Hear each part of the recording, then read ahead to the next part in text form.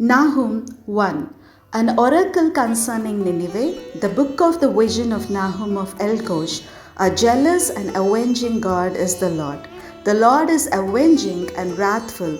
The Lord takes vengeance on his adversaries and rages against his enemies. The Lord is slow to anger, but great in power, and the Lord will by no means clear the guilty. His way is in whirlwind and storm, and the clouds are the dust of his feet. He rebukes the sea and makes it dry, and he dries up all the rivers. Bashan and Carmel wither, and the bloom of Lebanon fades. The mountains quake before him, and the hills melt.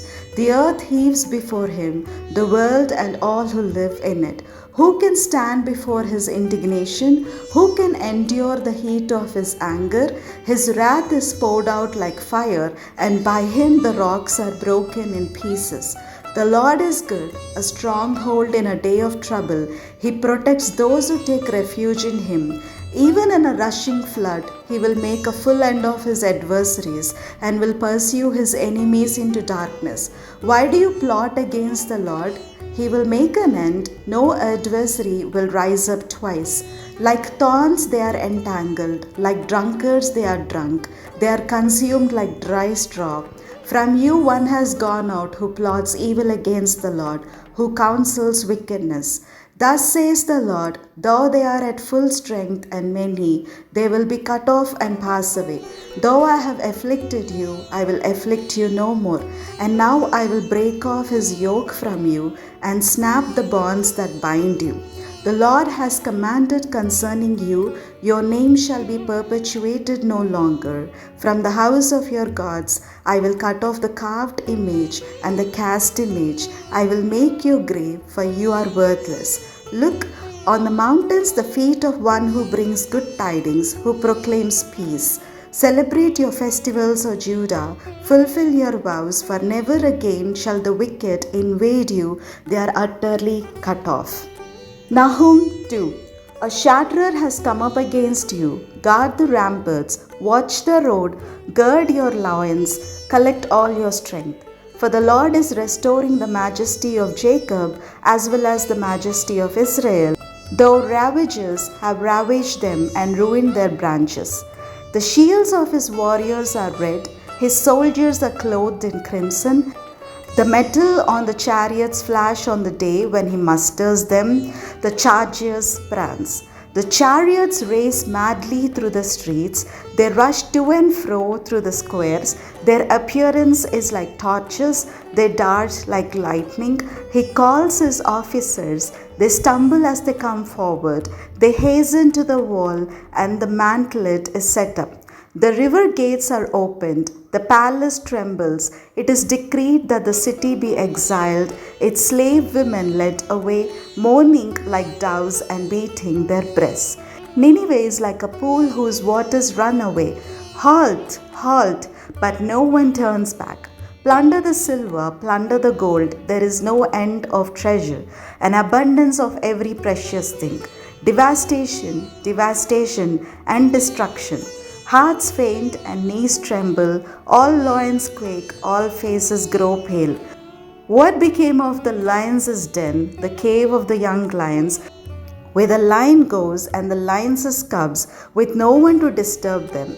The lion has torn enough for his whelps and strangled prey for his lionesses. He has filled his caves with prey and his dens with torn flesh. See, I am against you, says the Lord of hosts, and I will burn your chariots in smoke, and the sword shall devour your lions. I will cut off your prey from the earth, and the voice of your messengers shall be heard no more. Nahum 3. Ah, city of bloodshed, utterly deceitful, full of booty, no end to the plunder. The crack of whip and rumble of wheel, galloping horse and bounding chariot.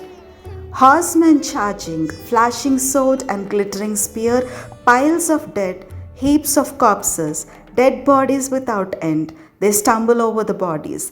Because of the countless debaucheries of the prostitute, gracefully alluring, mistress of sorcery, who enslaves nations through her debaucheries and peoples through her sorcery.